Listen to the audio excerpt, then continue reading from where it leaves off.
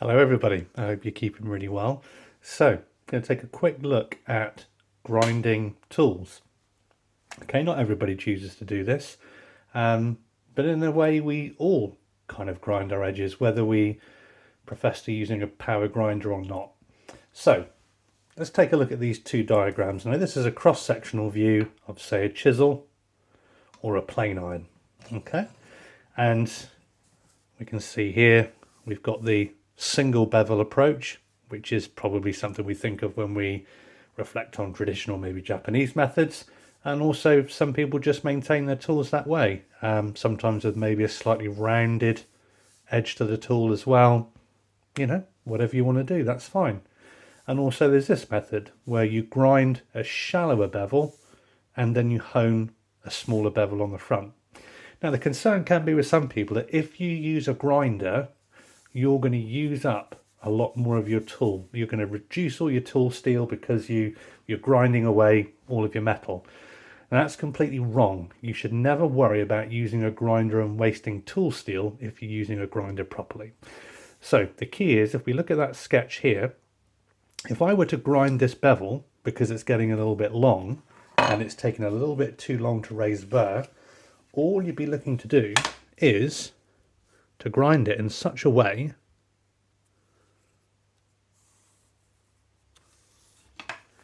where you don't raise the burr. It just comes to the edge, something you get better at with experience. And what I quite like about that method is that you can remove all of that steel with a mechanical aid.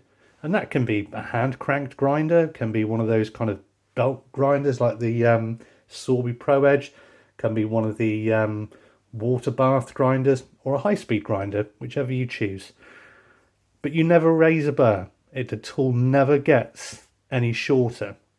And what's great about that method also is it seems to ring pretty true for how a lot of older tools were maintained, not only just because in books, but when you see kind of sharpening stones, you don't tend to see a sequence of honing stones in people's equipment. I'm sure there were. For instance, in larger workshops many moons ago, you'd have things called rub stones, I believe, which were kind of a large abrasive sandstone or something of that nature, and you could hand grind your stuff if you wanted to. But you get my point. You can power grind all of that, but you're never going to raise a burr. The only time a tool gets shorter is when you raise a burr. So if you're worried about using a grinder, don't worry about it. But if we think about hand methods, with that one, what you're going to need to do is more than likely use a sequence of abrasives. That's not always true. Certainly things like the Stanley plane irons and some chisels, you can maintain the single bevel with a Norton India and you can be fine. But if you get big, thick, old school plane irons, something like this, trying to just do all of that by hand is hard work. So you then do a sequence of grits.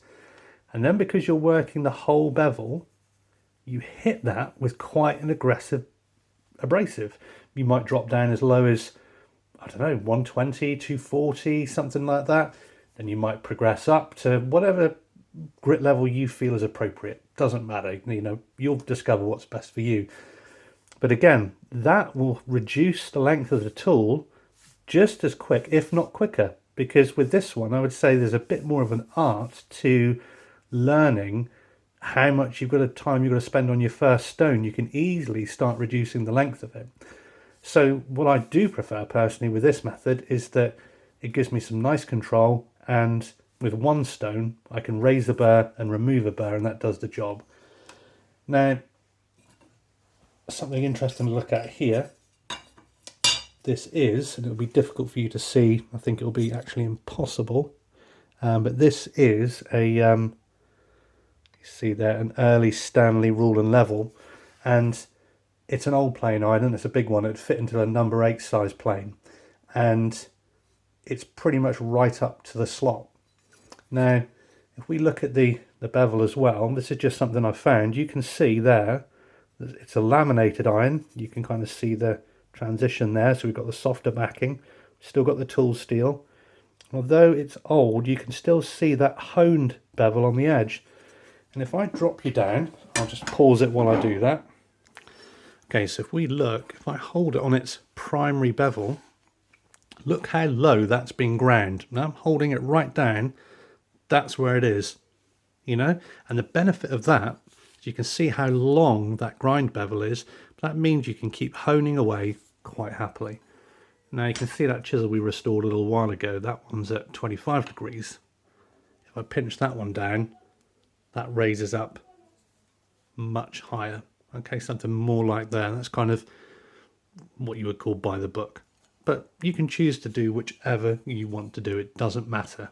At the end of the day, you just need to be happy with your sharpening routine.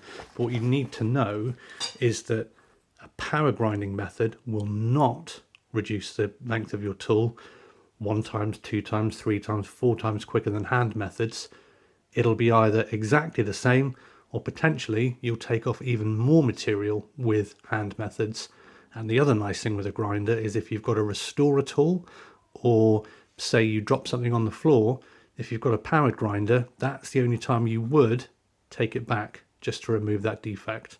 So I hope that's cleared up something if you're concerned about grinders and worried about wasting tool steel.